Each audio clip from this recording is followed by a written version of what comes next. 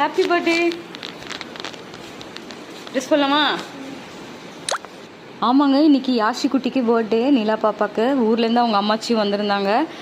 அவங்கள்ட்ட தான் குளிப்பேன்னு ஒரே ஆடம். அதனால் குளிச்சுட்டு வந்தோடனே இந்த ட்ரெஸ்ஸா அந்த ட்ரெஸ்ஸா அப்படின்னா, இது போட்டு போனால் கண்டிப்பாக அழுக்காக்கிடுவா. அதனால் கேக் கட்டிங்க்கு வச்சுட்டு இந்த வெஸ்டர்ன் வியர் போட்டு போய்க்கோ அப்படி சொல்லியாச்சு.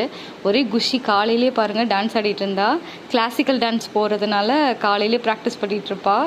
இன்றைக்கி ஸ்கூல் ஹாஃப் டே தான் வேறு, லஞ்ச் கிடையாது. அதனால் ஒரே குஷி தான். மேடம் கிளம்பிட்டு இருந்தாங்க. மேக்கப் வேறு போட்டு விடுங்க அப்படின்ட்டு இருந்தா. சரின்னு சொல்லிட்டு கொஞ்சமாக மேக்கப் போட்டலாம் அப்படின்ட்டு போட்டுட்டு இருந்தோம் காலையிலேயே.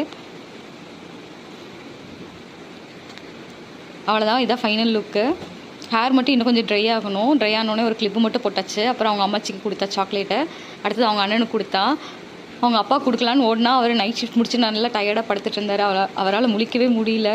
அப்புறம் சாமிக்கிட்ட வச்சுட்டு நாங்கள் யாரும் இன்னும் குளிக்காதனால ஒன்றும் விளக்கும் பொறுத்தல ஈவினிங் தான் எல்லாம் பண்ணணும். அப்புறம் எய்த்து வீடு பக்கத்து வீடு வழக்கம் போல் சாக்லேட் கொடுப்பாங்க. போய் பிளெஸிங் வாங்கிட்டு வான்னு அனுப்பிச்சாச்சு. காலையில் தோசையும் பாலும் தான் இன்றைக்கி. லஞ்சுக்கு ஏதாவது ஸ்பெஷலாக பண்ணி வைங்கம்மான்னு சொல்லிட்டு போனால், ஆனால் இன்றைக்கி சாம்பார் தான் வெறும், நாளைக்கு தான் நான்வெஜ் எடுக்கலாம் அப்படின்ட்டு வேனும் வந்துருச்சு. கிளம்பி போயிட்டா. வந்தோடனே தான் கேக் கட் பண்ணணும். Bye bye டூடல்ஸ்.